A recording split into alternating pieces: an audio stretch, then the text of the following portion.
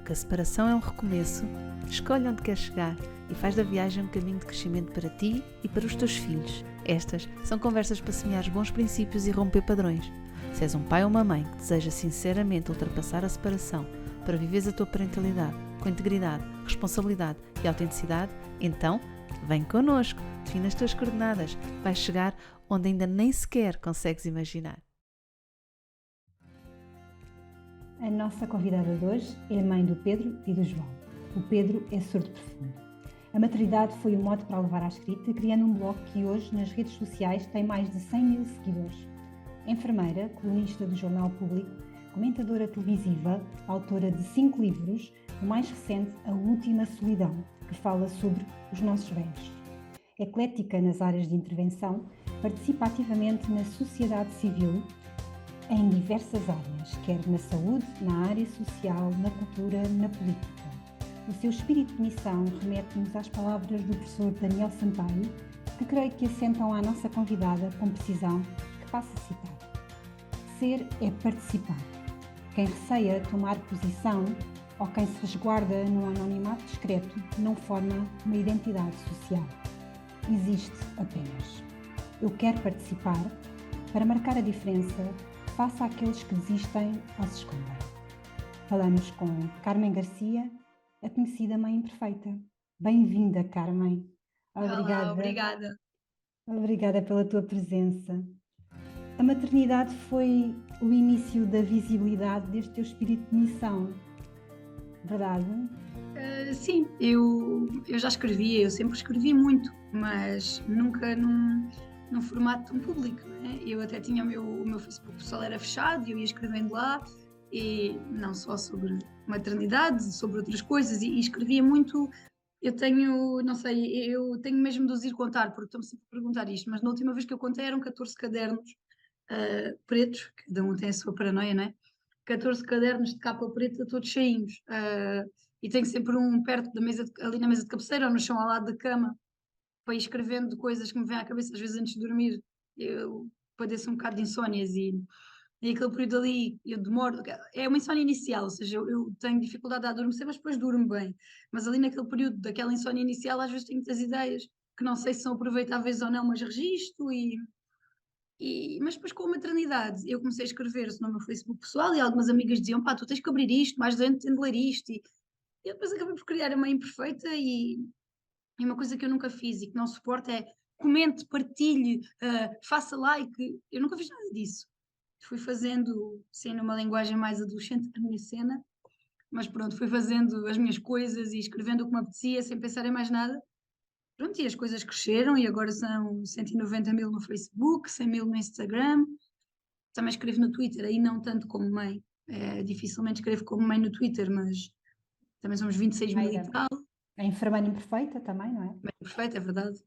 E pronto, e foi assim. Depois vieram os livros, o público, a participação no comentário televisivo e cá andamos. É fantástico. Olha, quando começaste a escrever, qual era a tua necessidade sobre a maternidade? O que é que, na altura, qual é que foi esta necessidade? O que é que tu procuravas? Quando começaste a escrever, quer dizer, tu já dizes que sempre escreveste, não é? Mas quando tornaste público, no fundo, esta escrita? Olha, a minha necessidade, acima de tudo, foi mostrar que isto são rosas que não são rosas, foi o que disse Santa Isabel a Dom Dinis, não é? A rainha, não é? Porque esta parte do serem tudo rosas é um bocadinho mentira. E é um bocadinho não, é totalmente mentira. Ou melhor, são rosas, mas têm muitos espinhos. E aquilo que eu via é que hoje em dia já não. Houve aqui uma mudança qualquer de paradigma, entretanto, mas ali em 2017, o Pedro nasceu em 2016, foi aí que eu comecei a notar, e em 2018 foi quando me cansei, no início do ano, mas eu notava que era tudo muito romanceado, tudo muito cor-de-rosa, muita purpurina e arco-íris, era tudo perfeito, eram famílias de felizes, casais que nunca discutiam, crianças que nunca se portavam mal, dificuldades económicas e contar, ou seja, nunca havia meses mais que durassem mais do que o dinheiro, era tudo muito perfeito e a minha vida não encaixava nada naquilo. Aliás, quando eu comecei A página eu tinha acabado de descobrir que o Pedro era surdo profundo e que estava grávida do João, que foi uma gravidez não desejada, quer dizer, eu não, ah, não foi não só não esperada, como foi mesmo não desejada. E o João é a coisa melhor do mundo, mas naquela altura aquilo foi assustador, porque eu sabia que tinha de estar 100% disponível para lidar com a surdez do Pedro, para ir ler sobre a surdez, para o levar aos sítios, para estudar aquilo, para começar as intervenções. E de repente eu descubro que estou grávida porque começo a perder sangue em barda e tenho que me pôr na cama. E acabo por passar uma gravidez praticamente completa, com uma suspeita de placenta acreta, que é quando a nossa placenta deixa de se comportar como uma placenta e passa a comportar-se como um tumor e vai invadindo os órgãos adjacentes. Portanto, invade primeiro a parede uterina, depois pode invadir o intestino, a bexiga.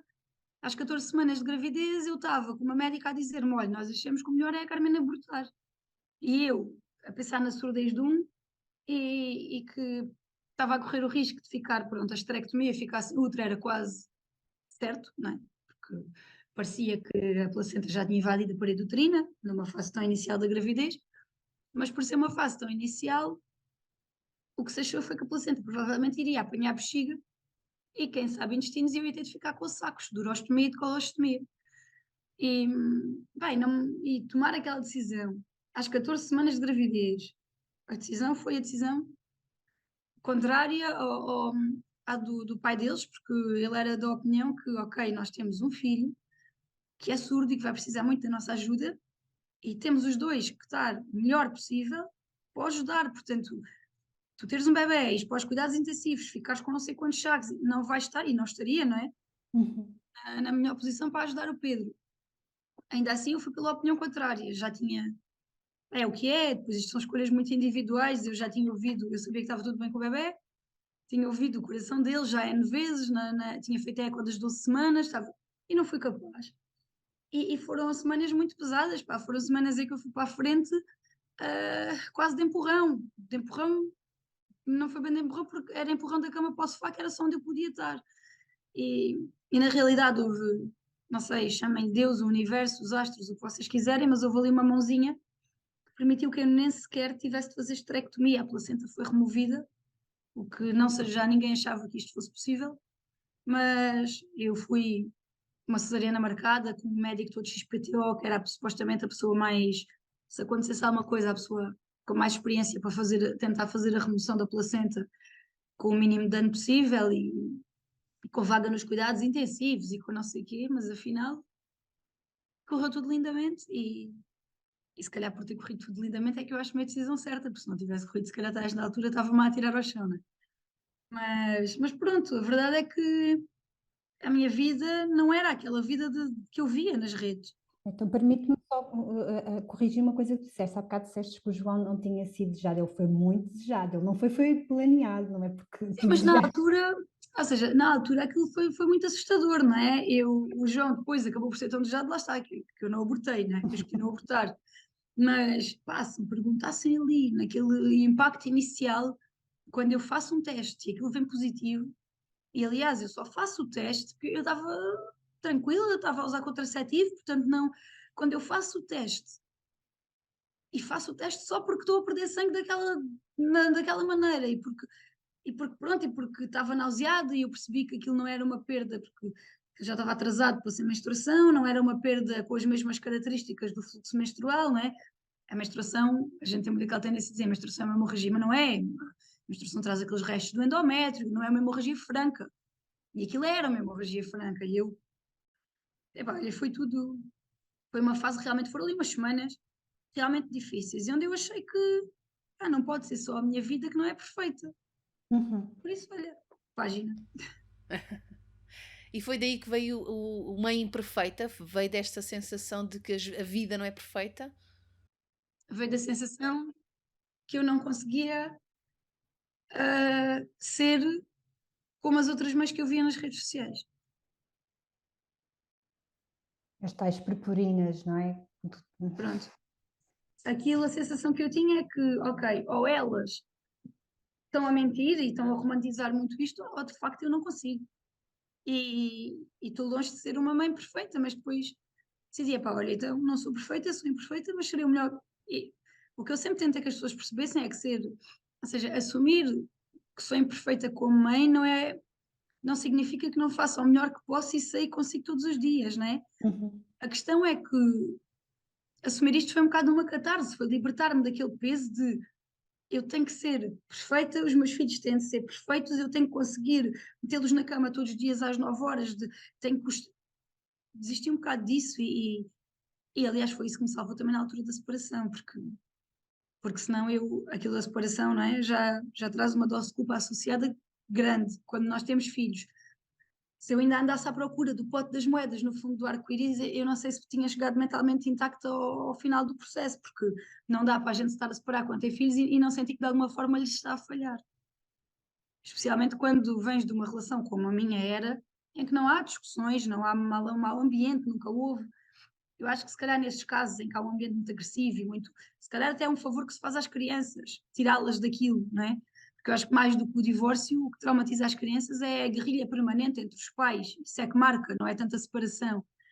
Mas esse nem sequer era o meu caso, o ambiente era tranquilo, pacífico, feliz, nós éramos muito bons amigos, eu e o pai deles, ainda somos, acho eu, mas melhor, não ainda somos, ainda estamos a tentar ser, manter isso e, e pronto, e eu acho que essa coisa de ter assumido que, ok, aqui não há vidas perfeitas e eu não consigo ser a mãe do Ruca, não é? Aquela mãe do Ruca, da Sim. família, o Ruca, a Rosita, aquela coisa, e que está sempre, eu não consigo ser esta mãe e a nossa família não vai ser esta família, mas vamos lá fazer o melhor que conseguirmos com aquilo que temos.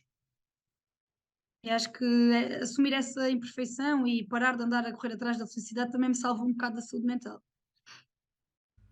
Sim, no fundo também foi aceitar um bocado a realidade como ela é, não é? Porque a realidade não é perfeita, a vida acontece a um ritmo que nem sempre é o nosso, os acontecimentos vêm muitas vezes não planeados e até não desejados, mas acontecem na mesma, e depois como é que lidamos com isto, não é? Eu gostei do detalhe, Carmen, de que, ok, foi uma catarse porque assumir que sou imperfeita, e isto não quer dizer que eu não mantenha o compromisso de fazer o melhor que sei e posso. Pois, mas é verdade, isso é assim, eu não há um dia, eu dificilmente tive um dia em que me fosse deitar a achar que não tinha feito tudo aquilo que pude. Eu tenho é que ter a noção que, pá, por exemplo, num dia que eu saio do trabalho às 8 da noite, eu não consigo ser aquela mãe que chega à casa, que tem imenso tempo para brincar, para ser muito pedagógica, e às vezes que o tempo de qualidade com os meus filhos é aquele que a gente passa à mesa do jantar, e que nem é assim tão de qualidade porque o João está a berrar que não quer a sopa. Quer dizer, ele não é de berrar, é mais daquela chantagem.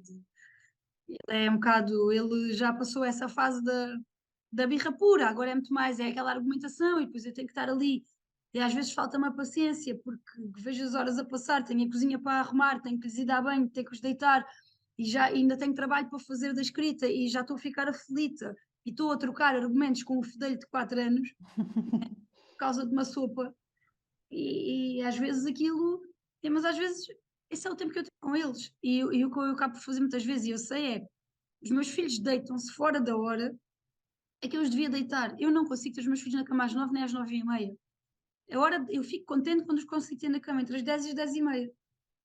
Porque na vida que eu tenho e na hora que eu saio do trabalho, isso é o que eu consigo, não é? E agora, o facto de eu sair tarde do trabalho não significa que me demite da responsabilidade de ser o melhor que consigo para eles e de lhes ler a história antes de dormir e de perguntar como é que foi o dia e de estar ali com eles e como eu saio às 8, tento-lhes fazer a sopa fresca, e depois é fresca porque está congelada e eu vou descongelando, não é? Mas, sei lá, eu não. Ser imperfeita nunca significou demitir-me das minhas responsabilidades enquanto mãe ou daquilo que eu acho. Eu não sou tonta, não é? Eu leio, eu sei o que é parentalidade consciente, e eu tento ser sempre. Só que às vezes a vida não ajuda e o que acontece é que eu tento muito, já deixei foi de me culpar ao extremo quando não consigo. Lá está, tento sempre. Tu também fazes uma coisa que eu acho interessantíssima, pelo menos das tuas partilhas, é que além dessa imperfeição, mas há aí uma tónica que tu mantens sempre, que é, tu és sempre quem és, não é? E os teus filhos sabem quem tu és. E isso é um dos grandes valores da parentalidade consciente e que eu tenho a impressão que tu fazes isso inconscientemente. Pois não sei, eu sempre tentei, sabe, na escrita, no trabalho, com os miúdos, com as outras pessoas. É muito aquela ideia do que tu vês é o que tu levas. Pronto, eu tenho muita dificuldade em entender, por exemplo, toda a gente gozava comigo ou toda a gente goza comigo porque um dia no final de uma apresentação, de uma conferência, eu estava a comer um caramelo daqueles, uma marca branca daqueles que imitam o Werther, estão a ver? E ofereci-um ao Presidente da República, pá, mas eu, sei lá, eu estava a comer e era estranho não oferecer ao homem e depois ainda lhe dei aquele toquezinho, é do Lidl, pá, e as pessoas gozam comigo às vezes, mas eu tenho muita dificuldade que eu tinha muitas personalidades, era o Dr. Jekyll, no que lhe saltava de lá o Mr. Hyde, não é? Eu tenho a minha e às vezes não é a que eu gostava de ter, acho que isso acontece a toda a gente, eu gostava de ser diferente às vezes, mas não sou. Então aquilo que eu tento ser é honesta, pronto, com todas as pessoas que me rodeiam, inclusivamente com os meus filhos, pronto. Ah, acho que os miúdos merecem que eu seja honesta com eles e, portanto, eles conhecem-me muito bem, acho eu, e por incrível que pareça, eu até acho que as pessoas que seguem a página e assim também me conhecem muito bem. Eu também nunca me preocupei, se calhar, em blindar o suficiente porque não conhecessem. Não sei. Até as pessoas que leem nas crónicas, sei lá. Também houve um detalhe que apanhei aí, Carmen, que quando estavas a mencionar a relação com o pai dos miúdos e também esta questão da separação, de como isso também faz ruir aquela imagem que nós à partida idealizada temos do que é, como é que queremos os nossos filhos, do que é uma família, não é? E depois de repente lidar com uma decisão que não vem de uma situação arrastada, de degradação da família, mas de uma decisão que surge e que é pertinente num dado momento. E depois temos que lidar com isso, não é? E tu tens mencionado de estamos a construir esta relação, não sei exatamente as palavras que usaste, mas foi de estamos a ir construindo esta boa É relação, a ou tentar. tentando manter esta É boa isso, relação. a tentar. Eu acho que nós temos tentado sempre ser amigos, acima de tudo.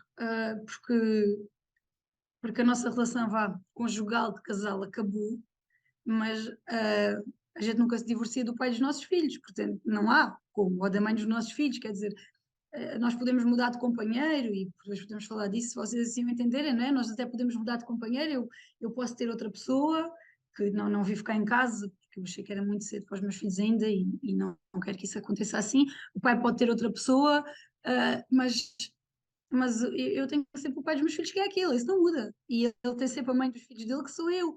E por isso aquilo que eu acho que nós temos tentado fazer, se calhar ao início de uma forma um bocado inconsciente, mas agora mais consciente, é manter, perceber que a relação de conjugalidade acabou, resolver o que há para ser resolvido dentro dessa relação pode ser mais ou menos duro, e não vou dizer que é super fácil resolver essas coisas, nós estivemos juntos muito tempo e a nossa relação não era má, pá, e não é fácil aceitar isto, mas pensar que, ok, a relação de conjugalidade é para resolver, a relação de parentalidade é para manter, e ninguém quer manter uma relação que seja uma coisa tóxica, agressiva, não é?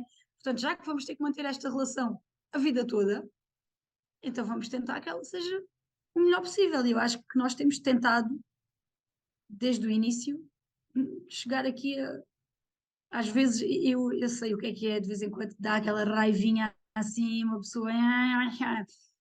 Mas o que eu penso muitas vezes é o Pedro e o João é que são as crianças aqui. Eu e o pai dele somos os adultos desta relação, não é? E então, quando vem aquela vontade minha de acertar, tenho que pensar, trava-te lá, que isto não faz de ti boa pessoa e muito menos faz de ti a adulta, não é? Estás a ser uma criança e, portanto, recuo, peço desculpa quando acho que fiz alguma coisa que seja que me deva levar ao pedir desculpa. Se eu tenho vontade, tento também não reagir assim a quente. Eu acho que esse é um dos principais erros e que eu acho que devo ter cometido algumas vezes numa fase mais inicial, que era, por exemplo, uma mensagem que eu não gostasse muito do conteúdo, dar logo assim, vai, eu sou do Alentejo, portanto uma parelha de coisas. Eu agora tento não fazer isso, pensar nas coisas friamente e, pá, e calma lá, organiza-te, que tu é que és a adulta aqui, tu e ele, não é? E, e eu acho que dos dois lados nós vamos falando também de outras coisas sem ser os miúdos, outras coisas que tínhamos em comum, mantemos um grupo no WhatsApp onde ainda estão dois casais amigos nossos e estamos nós, e vamos falando lá frequentemente nesse grupo e não como um casal, ok? Mas eu sou capaz de meter um vídeo qualquer do Pedro ou do João nesse grupo, ou não sei, nós tentamos manter as coisas no limite do saudável adulto. E, e eu acho que isso tem feito com que, ou seja, como é que eu vou te explicar isto? Eu acho que o facto de nós termos tentado manter a parentalidade saudável acabou por ser uma ajuda muito importante a resolver os conflitos da conjugalidade.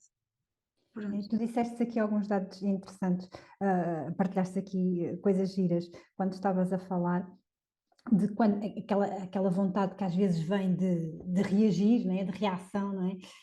É exatamente nós quando falamos do divórcio consciente, é isso mesmo, é nós partirmos de um lugar de intencionalidade, não sermos reativos, não é? Porque se nós vamos nessa às vezes está mesmo ali a ferver, mas pararmos para pensar, de facto, é isto que eu quero, não é? Qual é a minha intenção mesmo no que toca, e acho que esse tem sido um bom caminho.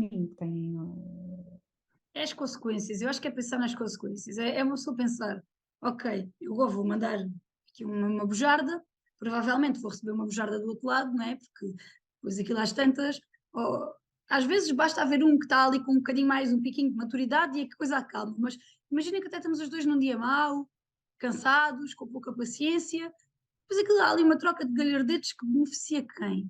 A gente faz ali, descarrega e depois o ambiente está minado, às vezes as palavras não voltam atrás, já se disseram coisas que não se apagam, e depois quem é que vai sofrer com isso? É assim, eu gosto que o pai dos meus filhos venha buscá-los aqui a casa e que possa entrarem aqui em casa à vontade. Ainda no outro dia eu deixei-me dormir, é aquela história do despertador de coelho, isto está tipo tão cedo, cá mais 5 minutos, mais 5 minutos foram uma hora. E quando o pai chegou para vir buscar o Pedro para a terapia da fala, para deixar o João no colégio, batatas. Eu gosto que ele possa entrar e ajudou-me a vesti-los e ajudou-me a despachá-los, e eu gosto que isso possa acontecer, e se eu pisar o risco, não é? Se tiver uma má relação com ele, os meus filhos transformam-se num saco de batatas que eu depois tenho que atirar lá para baixo, levar lá para baixo, ou meter-lhe dentro do carro, e eu não gosto dessa ideia, sei lá, eu acho que é por isso que eu tento travar um bocado os ímpetos, porque aquilo pode-me saber muito bem na altura, não é? Dizer aquelas coisas para magoar e para ser horrorosa. Agora isso já não me acontece tanto, mas ali foi numa fase mais inicial. Me apetecia assim mandar umas bujardas para ser mesmo uma cadela, não é? Toma, já te acertei. Mas depois é pensar, ok, o que é que isto que eu vou dizer ao pai deles, que consequências é que isto pode vir a ter nos meus filhos? A brincar, isto pode ter uma consequência muito direta na qualidade de vida dos meus filhos. Né? Eu gosto de poder ir com o pai deles às reuniões do colégio, de estarmos lá os dois. Gosto que no dia da família eles tenham lá a mãe e o pai, os dois, sem mais ninguém. Gosto que a gente tenha feito a festa de anos. Agora do Pedro, que foi o último, foi uma festa de anos organizada pela mãe e pelo pai, onde estavam a mãe e o pai a receber as outras crianças e a tomar conta daquilo e a preparar aquilo. Ou seja, eu gosto que os meus filhos sintam que, ok, a nossa família não vive toda na mesma casa, mas eu gosto que eles saibam que a família nuclear deles, porque eu já não aceito o nuclear como o que está em casa. E essa definição do nuclear como a casa eu não aceito. E eu gosto que os meus filhos consigam sentir naturalmente que a família nuclear deles é o Pedro, o João, a Carmen e o Telmo. Apesar de não viverem todos na mesma casa, não é? A família deles, acima de tudo, somos nós os dois, eu e o pai. E às vezes eu podia ficar muito satisfeita de me sentir um bocadinho vingada, mas penso sempre que isso depois tem um preço muito alto e que eu pago são os miúdos. Sim, é aquele benefício de curto prazo imediato versus uma construção a médio e longo prazo e os benefícios que vêm daí, não é? E portanto consegui mas houve ali uma altura, ao início, em que eu até estava a engolir veneno. É natural, claro, claro. uma pessoa tinha ali agarrado, mas eu imagino que isto tenha acontecido do outro lado também. Claro, de Aliás, certeza. é isso que aconteceu. Uhum. Uma pessoa tem que engolir. Eu estou assim, engole-se muitos sapos. E eu pensei, eu engoli o T-Rex, eu engoli o dinossauro. Brachiossauros, que é aquele muito grandalhão, herbívoro, não é? Mas pá, o que eu acho é, eu tenho a certeza que os mesmos dinossauros que eu engulo, ou não são os mesmos, mas são do mesmo tamanho, o pai deles também engole, não é? Portanto, mas esse é o nosso papel, como adultos. Sim. Isso também é muito bonito, Carmen. Conseguiste também dar esse reconhecimento ao pai dos teus filhos, não é? Que é, ok, isto para mim não é fácil, mas consigo imaginar que para ele também não. Tu achas que isso também pode ter sido aí uma boa ferramenta? Primeiro foi aquela do adiar, não é? Não vou fazer a quente. A outra terá sido isso, conseguiste continuar a humanizar o pai deles, por muito magoada que pudesse estar com aquilo que foi o vosso processo? Eu acho que eu acho que sim, mas acho que também há outra coisa que é em relação aos filhos, à parentalidade, o pai deles teve um castigo muito maior do que eu, porque nós vivemos a 55, 56 quilómetros, mais ou menos, e o João era muito pequeno e não deu à distância que nós vivemos, isto não dá para ser uma guarda partilhada, mesmo de 50 a 50, porque isso implicava que os miúdos, na semana em que estavam com o pai, fizessem imensos quilómetros para vir para a escola, portanto tinham de fazer 100 quilómetros de manhã e 100 quilómetros à tarde para voltar. Eram 200 e tal quilómetros por dia, não é prático, não é execuível, não é. Depois tínhamos o problema dos horários do pai, porque eu deixei de trabalhar por turnos, mas o pai não. O pai deles continua a trabalhar por turno, isso é uma rede que lhe permitisse, por exemplo, quando ele faz noites e portanto, eu acho que o pai deles fez uma cedência muito, muito grande em função do bem-estar dos miúdos, que foi, ok, nós temos definido, por exemplo, nós não definimos, eu acho que nós confiamos um no outro, por exemplo, nós não temos definidos que eles ficam o Natal em anos alternados, ou a passagem de ano, porquê? Porque os horários do pai deles não nos permitem fazer isso, não dá, há coisas que, em pessoas que trabalham por turnos, em mais do que um sítio, com escalas, e há coisas que não dão para ser reguladas e não dão para ficar escritas e vão sempre depender do bom senso de cada um, mas a verdade é que quando nós percebemos que não era execuível uma guarda partilhada, porque não é, partilhada ela é, atenção, Sim, ou seja, a residência é que não é alternada, não é? O pronto, exercício é, não é? Vocês decidem conjuntamente sobre os eu não vossos faço filhos. nada, eu não faço nada. Eu, há um tempo estive no programa do Bush e apareceu lá um vídeo de surpresa dos miúdos. E o meu pânico era, meu Deus, será que pediram autorização ao pai deles para os miúdos aparecerem? E pediram, ok, o meu sobrinho pediu. Mas sei lá, é esse tipo de coisas. Eu agora quero programar uma viagem com os miúdos, eu nem sequer penso em programar a viagem sem dizer primeiro ao pai deles: olha, tu achas que eu, para esta altura, assim, posso pensar em ir com os miúdos? Quer dizer, eu não lhe estou a pedir autorização para ir, mas porque sei que não preciso. Ele a mim também não precisa, mas epá, é só o informar. E eu acho que o pai deles fez uma cedência muito grande quando prescindiu desta coisa da residência. E eu acho que eu tenho sorte. Ou seja, comparativamente ao pai deles, eu acho que na parte da parentalidade ele teve de fazer uma cedência muito maior do que eu. Ele adora-os, ele ama os filhos muito, ele é um bom pai. E eu sei que para ele foi difícil passar de ser um pai que todos os dias está com os filhos em casa, vê os filhos e que brinca com os filhos, para um pai que nós também não temos aquela coisa do vão ao fim de semana ou vão de 15 em 15 dias, porque lá está, não dá na nossa realidade, Vão gerindo, não é? mas para um pai que vê os filhos quando pode, não é? É o que acontece. Mas também vos posso dizer que nunca aconteceu o pai poder estar com eles e eu dizer, não, isso também nunca aconteceu. Atendendo às circunstâncias da vida do pai, eu sei que depois também me cabe a mim ser adulta, e se o pai consegue ter 3 ou 4 dias com eles seguidos, mesmo que eles até tenham de faltar ao colégio, se o pai consegue acumular ali umas folgas assim, eu também não vou dizer não, não vão. Eles vão. Acho que nesse sentido, acho que o pai também, penso eu, deve estar contente mais ou menos comigo, porque eu preciso que os meus filhos tenham um pai, não é? Eles precisam do pai, precisam da referência da figura do pai. Já basta as crianças é que os pais morrem ou que os pais é que não querem os meus filhos ter um pai que os ama e que quer ser pai deles. Portanto, eu não vou ser um obstáculo nesse caminho. Só acho é que na balança, o pai se deu mais. E quer a gente quer não, os filhos são o mais importante da nossa vida. E quando eu saí de casa, porque fui eu que saí, porque aquela casa era do pai deles, eu vim para a minha casa, que já era minha, que tinha alugada, tive que pedir aos meus inquilinos para saírem, e vim com os miúdos. Pá, isto foi difícil porque ainda por cima o Pedro é surdo, estava muito bem integrado na creche anterior, no pré-escolar, adorava os amigos, a educadora, estavam bem integrados na comunidade e foi difícil este passo, mas sei lá, eu acho que o pai deles foi generoso quando percebeu, e eu acho que ele fez o que está certo, não por estarem comigo, mas porque dá uma estabilidade maior aos miúdos. Uhum. Nós também fazemos todos os meses, no dia 1, um mapa do mês, um calendário do mês, porque como eles não têm essa estabilidade do, ok, vamos um fim de semana de 15 em 15 dias e na outra semana a meio, uma coisa que a gente faz desde o primeiro dia é fazer-se um calendário onde se põe os dias que nós tentamos organizar mês a mês, quando saem os horários do pai, não é? São horários Uhum. focados.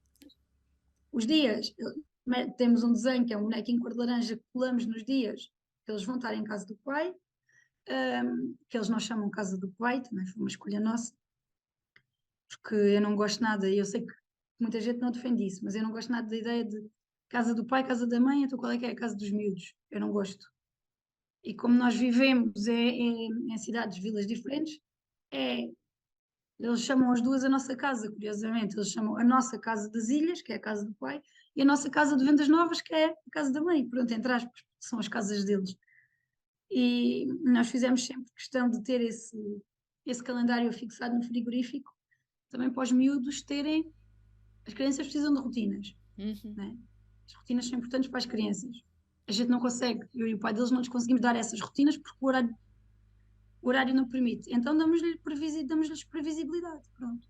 Com uma referência visual bem clara, não é? Em que os miúdos conseguem ver quando é que vão estar, Eles como é que vai sabem, ser os dias olha, deles. amanhã o pai vem buscar, ou amanhã o pai vai buscar ao colégio, e ficamos sei lá, na quinta e na sexta, e depois quem é que vai lá buscar no sábado? Quer dizer, eu ponho um bonequinho quando sou eu a ir buscar, ou quando é o pai a vir trazer o boneco. Eles conseguem, eles a rotina não têm, porque a gente não lhe consegue dar, lá está, não vale a pena tentar o que não existe no nosso estilo de vida, mas eles, se chegarem agora ali à cozinha, sabem exatamente onde é que vão estar até ao final de janeiro. Uhum. Que Exato. vão estar, pronto, e sei, nós Sim. tentamos. Acho que é perfeito, Carmen. Porque no fundo é substituir a rotina, o que serve é exatamente para isso, é para dar informação. A rotina é só uma informação que nós começamos a interiorizar pela repetição. Vocês não tendo essa rotina, fazem uma outra forma que é que vai dar ao mesmo, que é ter uma estrutura visual em que as crianças conseguem saber, antecipar o que vai acontecer na vida delas, não é? E não estarem a ser sistematicamente apanhadas de surpresa com decisões que E os pais vão começámos a tomando. meter tudo, tipo os aniversários das Isso é tão pessoas, giro. temos tudo pregado, portanto eles sabem, eles passam o tempo daqui, a não sei, e foi uma coisa gira, foi que eles aprenderam os dias da semana e os meses e não sei o que à conta do calendário, Uhum. eles sabem tudo.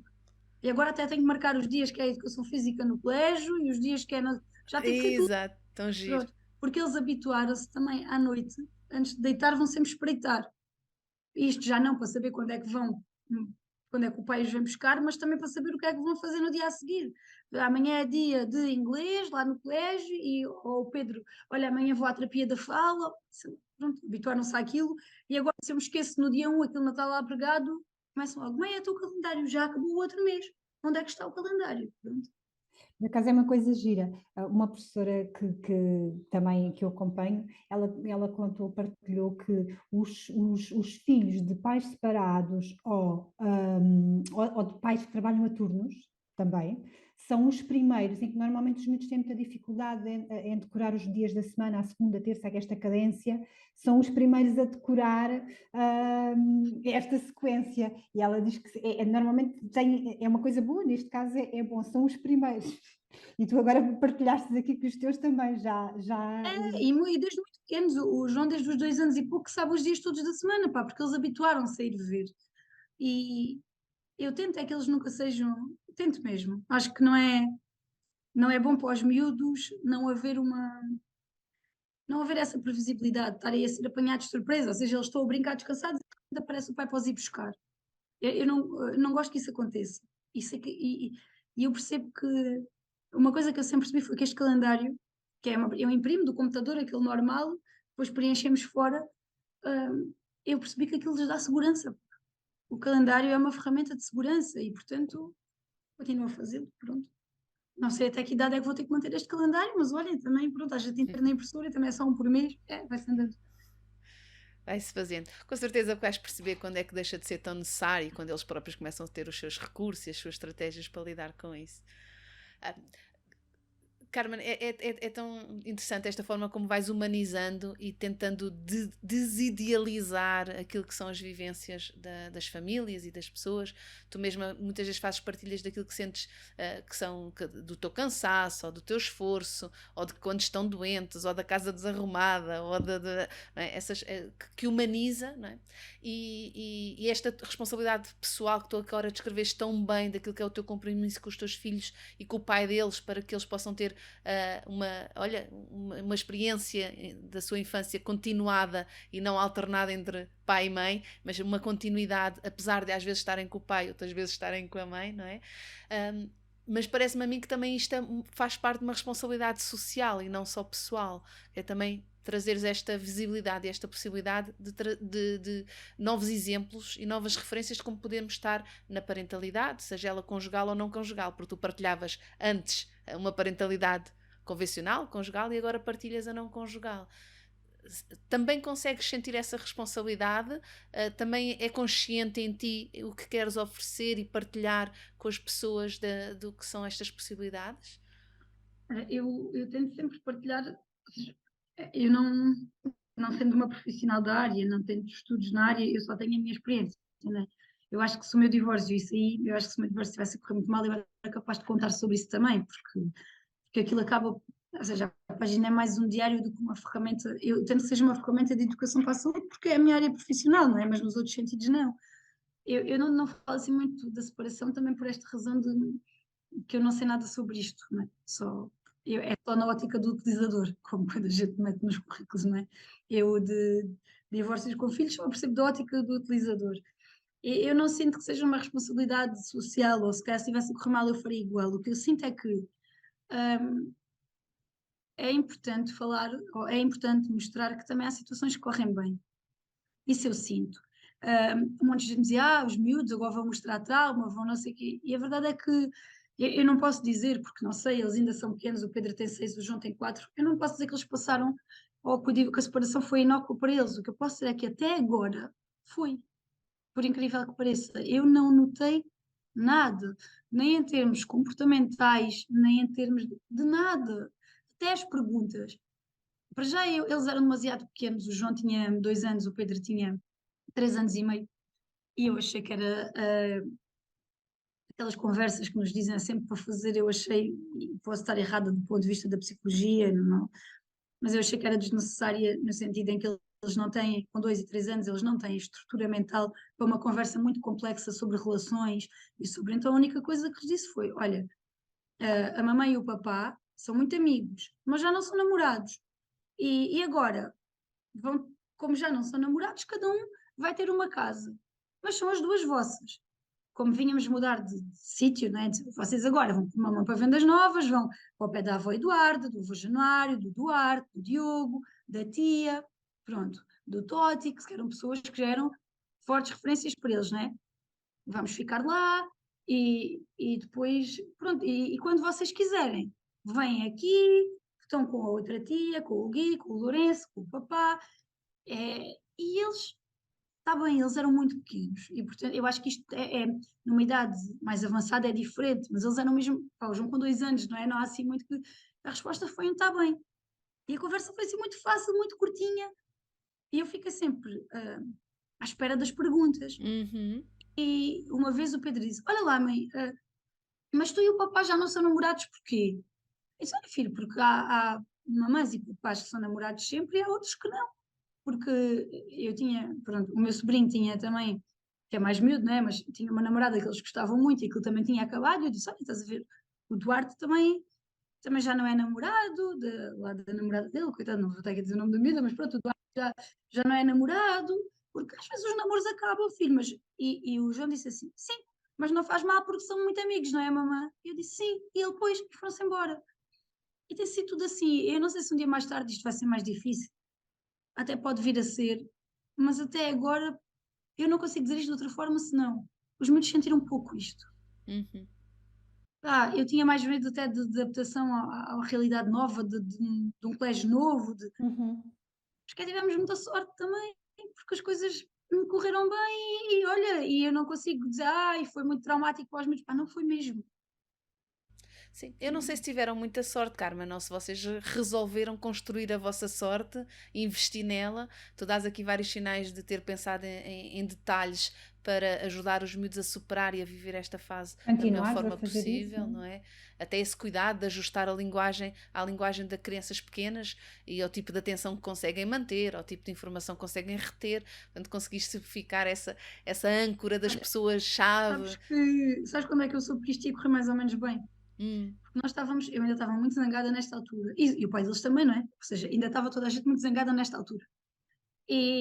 Mas atenção que foi sempre uma zanga, ou seja, nunca, foi uma zanga mais interna, não é? Nunca foi, Uhum. os meus filhos nunca ouviram berros de um lado para o outro, nada disso, não é? Mas eu fui com o Pedro à terapia da fala e levei o João, porque era uma altura em que o colégio estava fechado. E então fomos à terapia e o pai foi lá ter, porque estava cheio de saudades dos miúdos, obviamente, porque era meio da semana e porque ele estava em Évora e apareceu lá. E nós vamos à terapia juntos às vezes, não? E o pai apareceu lá no fim da terapia e disse assim: Então o que é que vocês vão fazer agora? E o Pedro disse: a mamãe prometeu que nós íamos almoçar no McDonald's. E depois olhou para o pai e disse assim: Tu podes vir connosco.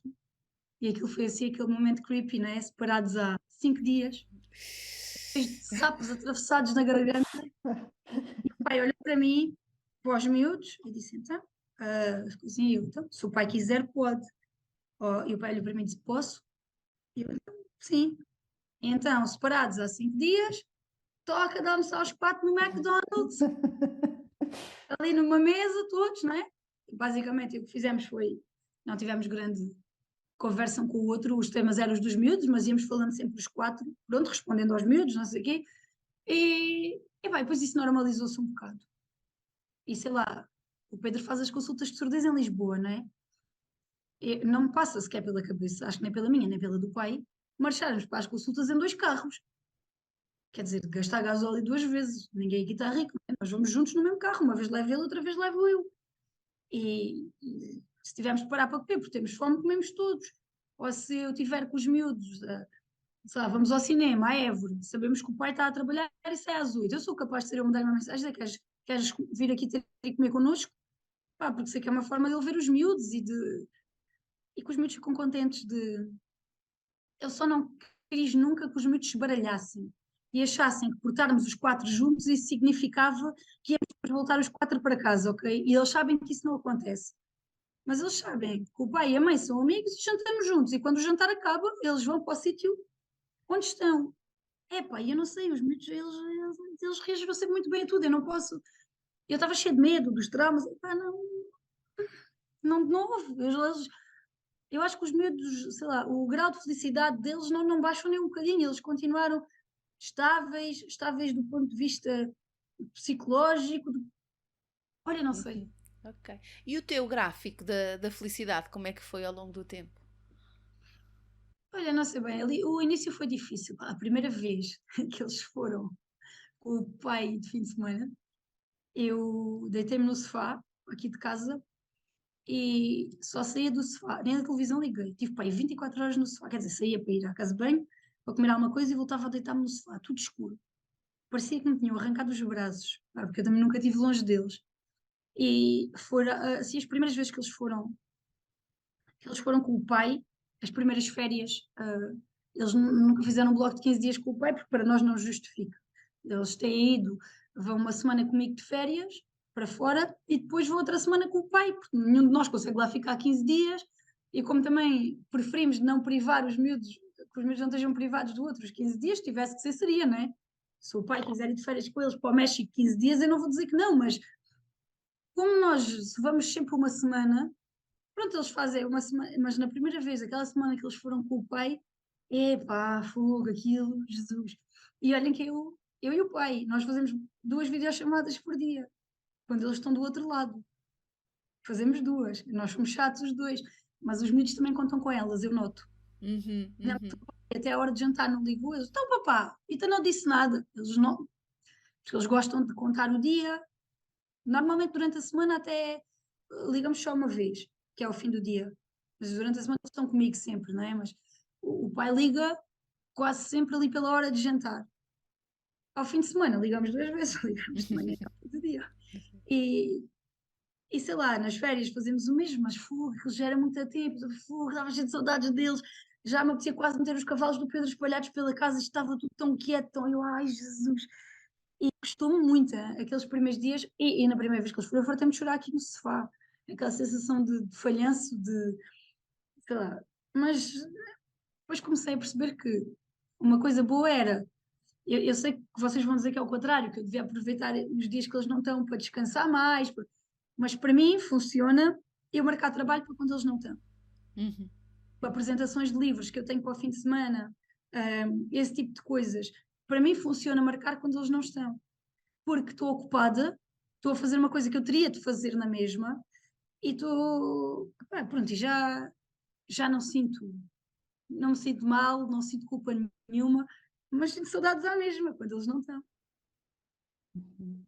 Eles foram sexta, eu fui deixá-los às 8h30 com o pai, às 8h30 da noite. E o pai hoje vem deixá-los ao colégio, vem deixá-los ao colégio de manhã e eu vou buscá-los à tarde. Eu já estou desde ontem dizendo que. Depois às vezes eles estão aqui e eu estou a soprar para todos os lados.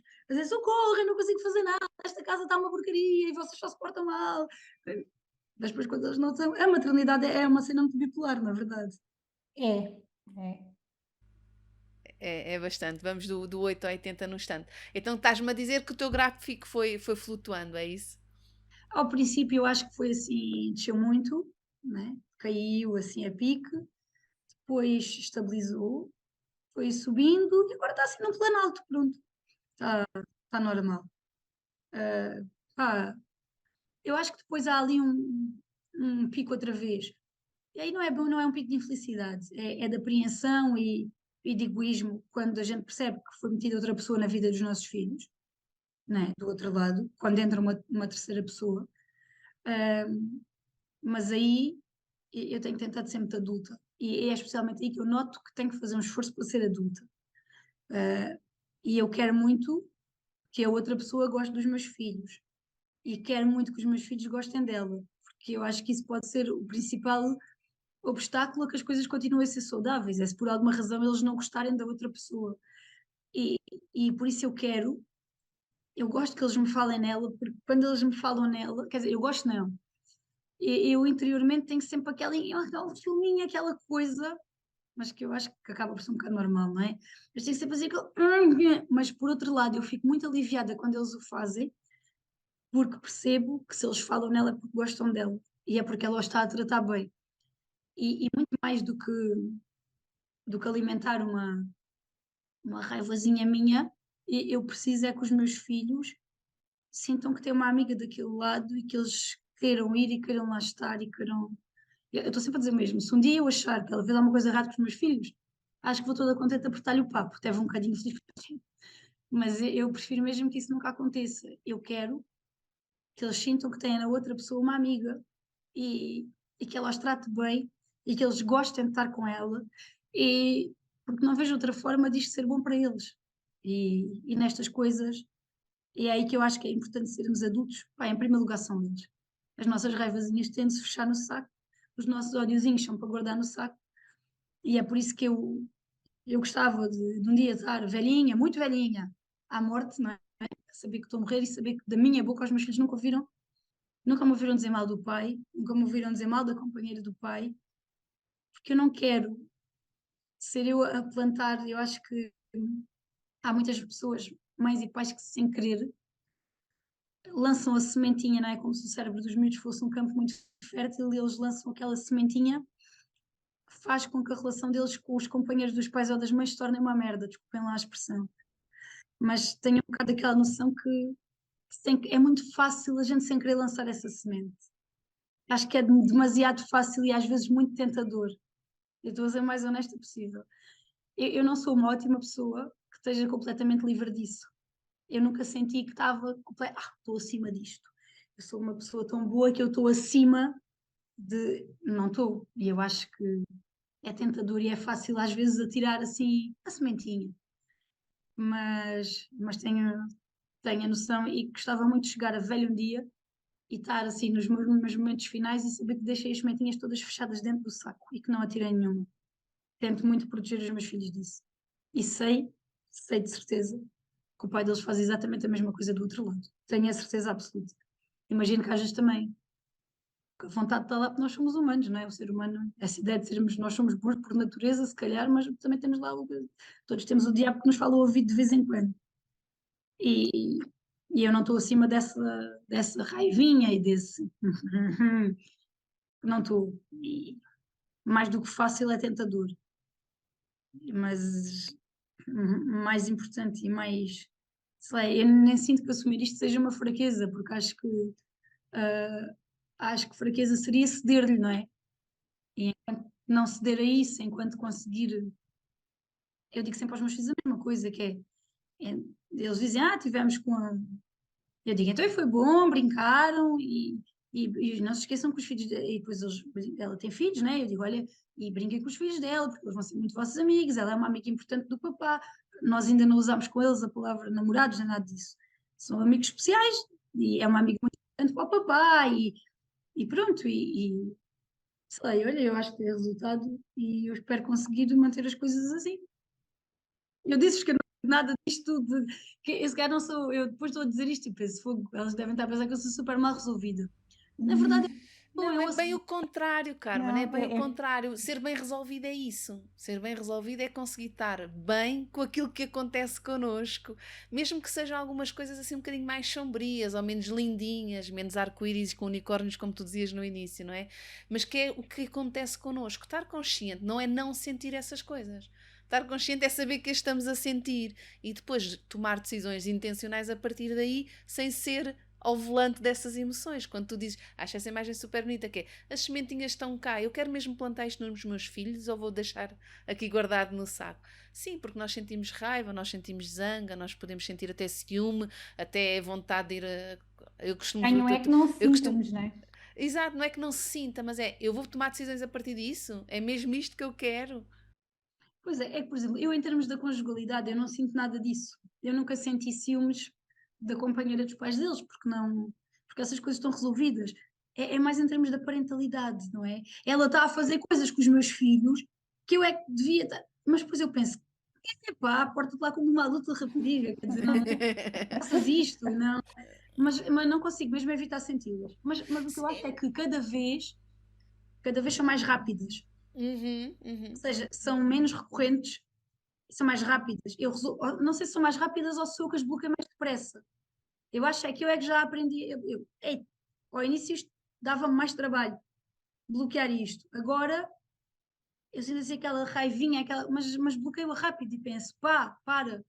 E outra coisa é que o meu namorado também tem 2 filhos e eu também penso do lado da mãe deles, não é? Que está exatamente no meu papel, que vê outra pessoa próxima dos filhos. E há uma coisa que eu sei que é, eu nunca vou tentar substituir a mãe dos filhos do meu companheiro, porque eu também não quero que do outro lado a companheira do pai dos meus me tente substituir, porque mãe é mãe só há uma. Eu quero é que os filhos dele percebam que eu gosto deles muito e que também estou aqui e que também faço parte da vida deles, mas longe de substituir a mãe.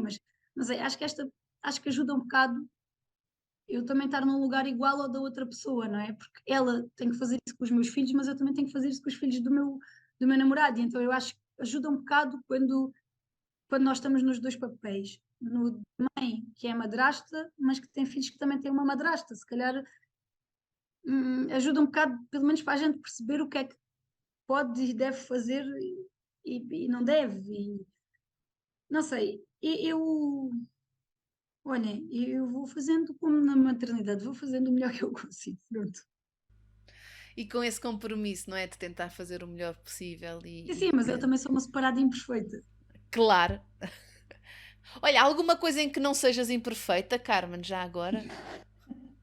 Não, não Não, é? Eu também acho ainda que não não. consegui descobrir. Se me dissesse assim uma coisa que há coisas que eu faço melhor, há coisas que eu faço pior. Agora, assim, perfeita, Hum. nunca, nunca aconteceu assim. Eu achar, isto, eu sou mesmo perfeita a fazer isto. Pá, não. Olha, faço um belo arroz de tamboril. Olha, Mesmo assim, às vezes sai mal. Mal quer dizer, pronto, sai assim mais. Mas assim, não. Não acho que seja assim. Não sou tola, acho que sou boa em algumas coisas. E isso sou má noutras. Acho que reconheço aquilo em que sou boa e aquilo em que sou má. Mas ser boa numa coisa não significa ser perfeito nessa coisa. Perfeita não sou em nada. Não sou perfeita como mãe, como companheira, como mulher, como pessoa, como não sou, mas também não quero. Quer dizer, não quero, não. Já desisti de querer. Não ando à procura disso. Mas acho que esta imperfeição ela é inata à nossa natureza humana, não é? E a perfeição da natureza humana está relacionada com a imperfeição. Não sei se me fiz entender, mas de facto a nossa natureza, não é? Está relacionada com esta coisa de alguma flexibilidade também, porque a imperfeição também traz uma certa flexibilidade a quebrarmos algumas. Às vezes temos que sair de fora ali dos standards, não é? Sabes que pai, não quero parecer mórbida e estar outra vez a falar na minha morte, mas imagina, uma coisa que eu tenho muito medo é de também chegar à face, não é à morte, mas à face final da minha vida e sentir que passei a vida toda a correr atrás do pote de moedas no final do arco-íris e que vou embora se eu o encontrar, ou que até cheguei ao final do arco-íris e não havia lá pote nenhum. Não quero nada que isso me aconteça, quero ter a noção que a vida não é mesmo para ser perfeita e não existe uma felicidade. Ninguém é sempre feliz, a não ser que tu sejas muito pateta, ninguém é sempre feliz, não é? Pateta no sentido de, desculpa lá, Hum, pouquinho, não é? sim, sim, sim. Não, ou tu és mesmo muito pouquinho e estás acima de todos os problemas, acima quer dizer, não tens capacidade para assim, ou então não dá para ser sempre feliz, nem para ser sempre perfeito, nem vale a pena passar a vida toda à procura de uma coisa que ninguém atinge.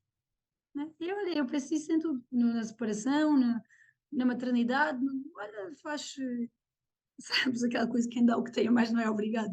Eu acho que somos obrigados a dar um bocadinho mais do que aquilo que temos, mas acho que há um limite, não é? Acho que a gente pode sempre ultrapassar aquilo que acha que temos e geralmente conseguimos. Mas há um ponto que não dá para, há uma linha que já não dá para cruzar. E acho que quem insiste muito em cruzar essa linha acaba envolvido numa frustração e numa depressão que não é saudável para ninguém. Acho que a gente tem que tentar andar entre o dar tudo o que temos, um bocadinho abaixo, um bocadinho acima, mas por aí. Querer muito mais do que isto é como o código postal, é meio caminho andado para correr tudo mal. No caso, o código postal é para correr tudo bem, não é? Mas aqui Sim, é suposto, é suposto. Olha, nós estamos mesmo quase a concluir, mas voltando aqui um bocadinho ao início, eu falava aqui neste teu espírito de missão. Tu sentes mesmo que tens um espírito de missão aqui na sociedade, não é? Ou é uma leitura minha? não sinto assim, espírito de missão. Essa pergunta é difícil, mas acho que não. Eu nem em termos profissionais, sabes aquela coisa, os enfermeiros têm uma missão, são anjos sem asas. Eu não sinto nada disso. Eu sinto que a minha missão é a mesma do que um advogado, um arquiteto, um calceteiro, que é fazer o meu trabalho o melhor possível todos os dias. Nunca senti a enfermagem como uma missão. Vocação, talvez. Missão, nunca.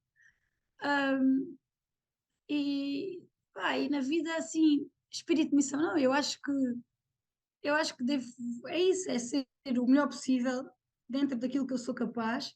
E a única coisa que eu acho que devo mesmo às pessoas, neste caso estamos a falar mais da página e assim, a única coisa que eu acho que devo às pessoas do outro lado é a honestidade. Isso eu acho que devo. É, o meu compromisso maior com aquilo aí a página é a honestidade, é não, pá, eu sei um caso aí de uns influencers que, desta palavra, mas uns que mostram uma casa que na verdade não é a casa deles, que é um espaço alugado só para as filmagens e para as fotos, outros que é um casal pronto, que está mais tempo separado do que junto, mas tu vês aquilo e parece, lá está, a família do Ruca, E isso eu não quero fazer, eu não quero. Portanto, aquilo que eu sinto é que eu devo honestidade às pessoas. Sinto um bocado, e aí talvez por uma questão profissional, que tenha alguma missão no sentido de, não é bem missão, mas que tenha alguma obrigação no sentido de educar para a saúde em relação a algumas coisas e falar sobre elas e assim. Missão, epá, Não. não.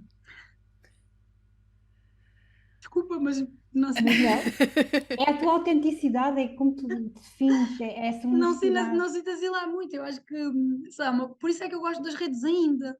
Um dia posso deixar de gostar, mas eu ainda gosto das redes porque não as sinto nada como uma obrigação ou alguma coisa que eu tenha de fazer. Estás a ver? Eu não tenho de, se eu não me apetecer escrever uma semana, não escrevo.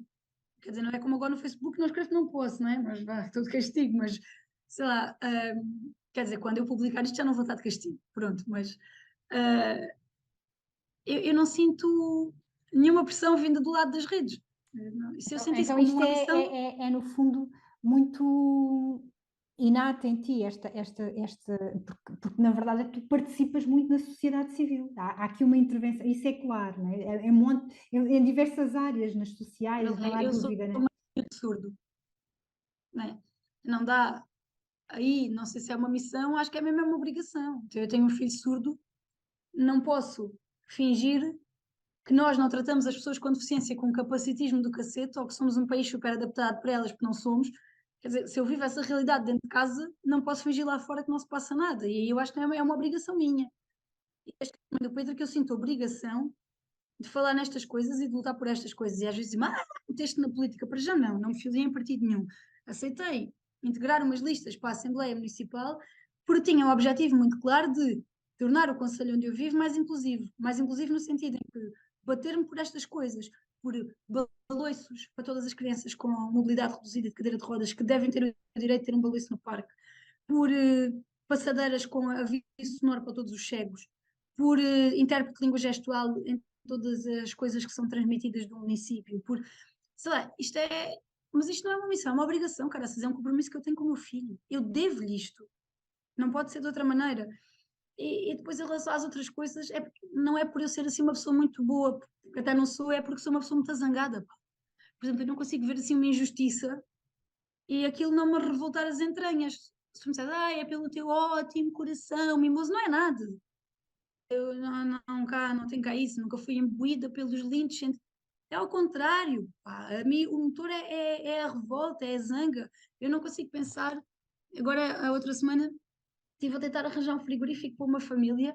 Pá, eu não consigo pensar que há uma família onde o pai e a mãe trabalham, há anos nunca deixaram de trabalhar. Ele trabalha na recolha do lixo, não é? É trabalhador municipal. Ela é auxiliar no hospital. Passa um casal que nunca parou de trabalhar, que tem só um filho, que é um miúdo autista, que neste momento, com a subida que tiveram na renda da casa, não conseguiram comprar um frigorífico em segunda mão. Pá. Ficaram sem frigorífico. Estamos a falar de um casal onde trabalham os dois. Diz-me assim, foi o teu bom coração que te levou a pedir. Foi nada, foi a revolta por isto acontecer. Percebes? Porque missão, não. Também não me parece que tenha sido o teu mau coração, Carmen. Mas não é isso, pá, ou seja, não é no meu bom coração que está o motor. Não é, não. O meu motor é o contrário. É, É na injustiça, não é? Sentir por isso é que eu acho que das participo tanto na desigualdades. sociedade civil. Porque a injustiça faz mal às entranhas, pá. E por isso eu acho mesmo que. Sabes que eu acho que a política podia. A política é nojenta neste momento, não consigo definir isto de outra maneira, nem como palavra melhor, nem sequer me apetece procurar um eufemismo. A política, neste momento, em Portugal, é nojenta, mas a política podia ser o exercício mais maravilhoso do mundo, se a gente não a tivesse conspurcado toda, porque é a melhor forma que nós temos de melhorar as vidas das pessoas. Por isso, sim, eu vou sempre participar na sociedade civil e nunca vou ter medo de dizer aquilo que eu acho e que eu penso e que eu vejo. Acho que há um ponto na vida em que tu escolhes. E eu já fui confrontada com esse ponto algumas vezes. Há várias alturas na tua vida em que tu tens de escolher ter uma coluna ou seres um ser, um invertebrado, estás a ver? E podes ser uma mulher ou ser um rato. E uma coisa que eu sei sobre mim é que eu nunca vou ser o rato, independentemente das consequências. E acho que é por isso que acabo por participar tanto. Pronto. Sim. Olha, Carmen, obrigada por este bocadinho tão bom e por a tua partilha neste contexto tão particular da maternidade. E obrigada por. Tu dizes que não és bom coração, eu direi que não me parece que seja porque és mau coração. Não, mal também não, só estou a dizer que não é. É um coração normal, tamanho normal, cistolos diástolos, 2 aurículas, 2 ventrículos, válvulas que espero eu estejam otimamente funcionantes, cheias de nós ou insuficiência. Mas acho que sim. Sabes que eu trabalhei demasiados anos na cardiologia para gostar de ouvir aquela cheia, todo o coração cheio. Eu pensei, se calhar é uma insuficiência cardíaca, devias ir ao médico. Não gosto nada dessas expressões, pá, foram muitos anos na cardiologia para aguentar estas coisas. Mas pronto, acho que vocês me perceberam, sei lá. Sim, Carmen, muito obrigada. Muito obrigada, Carmen. Obrigada eu. Obrigada.